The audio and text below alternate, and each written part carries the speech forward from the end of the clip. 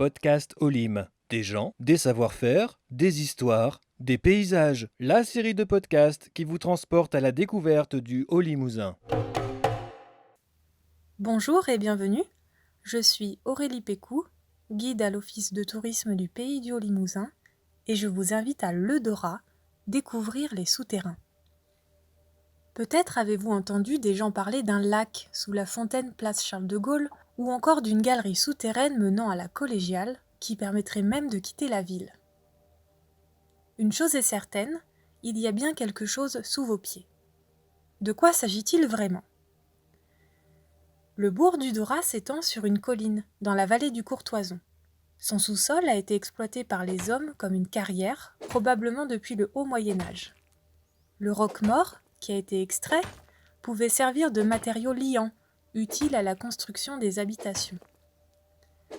En creusant jusqu'à 4 mètres sous la surface du sol, les hommes durent contourner la roche granitique, ce qui a créé des galeries et des salles de différentes tailles connectées entre elles.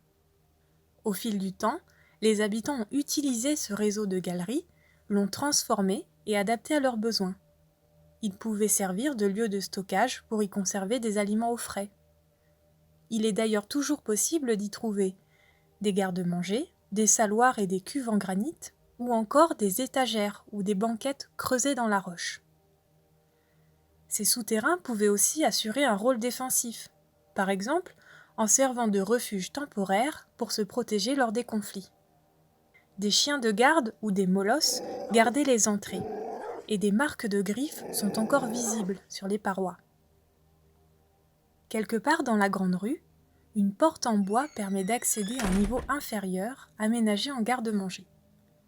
Un escalier s'enfonce encore plus profondément dans l'obscurité, et à la lumière d'une lampe torche, vous pourriez distinguer une vaste salle qui s'étend sous le bâtiment de l'école de musique. Ici, l'eau s'infiltre et ruisselle sur les parois irrégulières, et la roche friable s'effrite facilement au contact des mains. Sous les marches, il y a une galerie étroite et basse. Elle porte encore les marques des outils utilisés pour la creuser. Il serait aujourd'hui dangereux de s'y aventurer, car à l'intérieur, un adulte de taille moyenne s'y tiendrait courbé, et il lui serait difficile de faire demi-tour. Quelques pas, et la galerie forme un coude qui débouche dans un puits. Il était donc possible d'accéder à de l'eau douce depuis le souterrain. La grande salle qui forme le souterrain refuge se termine en cul-de-sac. Des planchettes de bois sont encastrées dans la roche et peuvent encore servir d'étagère. Sur la droite, un départ de galerie forme une niche, alors qu'à l'opposé, il semblerait que le souterrain se poursuive.